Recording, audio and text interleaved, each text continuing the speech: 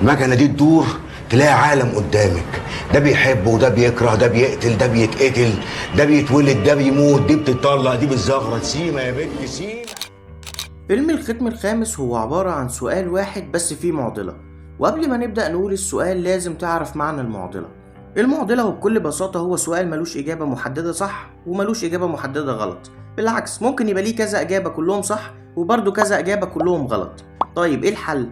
الحل بسيط جدا، وهو لأنه معتمد على وجهات النظر، زي معضلة القطر اللي طرحها مايكل ساندل في جامعة هارفارد.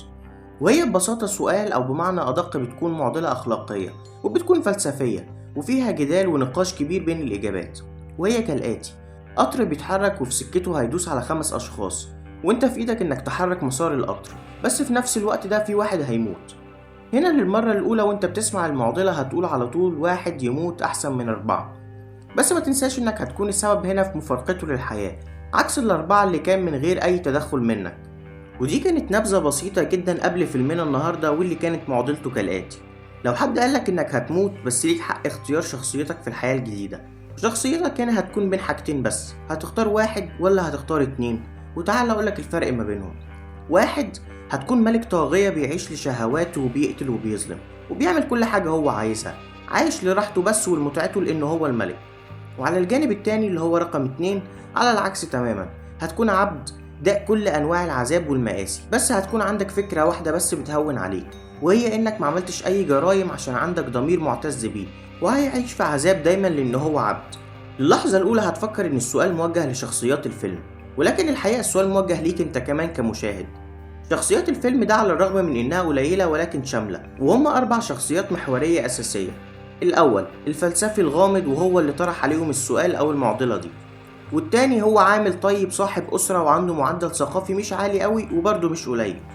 أما التالت هو مالك الحانة الجاهل اللي ما عندوش علم أكتر من اللي اتعلمه من شغله وحياته على أرض الواقع. الشخصية الرابعة والأخيرة فهو بائع للفن بس مش فنان، كل حاجة ما بيفهمهاش بيقابلها بضحك وسخرية، وبيحب نفسه حتى لو ما تستحقش، ودايما معتز بنفسه حتى لو ما يستحقش. باختصار شديد جدا هو بيحب الحياة ومتمسك بيها.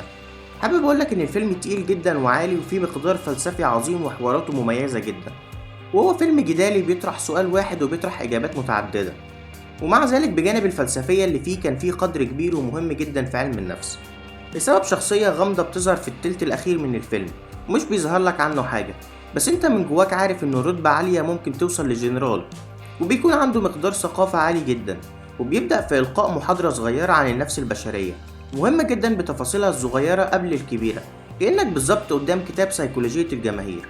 وفي نهاية الفيلم هتجيلك المعضلة وهتلاقي نفسك محطوط قدامها ولازم تجاوبها زيك زي شخصيات الفيلم ويمكن أكتر، لأنك عارف في قرارة نفسك إنها بتخاطبك أنت. وهو ده باختصار فيلم الختم الخامس، واللي حابب أقولك إنه اتعمل سنة 1976، واللي بيكون من أعظم الأفلام الفلسفية الحوارية اللي جت في تاريخ السينما مع نهاية صادمة جدا جدا. وبس كده، ما تنساش تعمل لايك وتشترك في القناة وتفعل زر الجرس عشان يوصلك دايما كل جديد أول بأول. أشوفكوا الفيديو الجاي، سلام.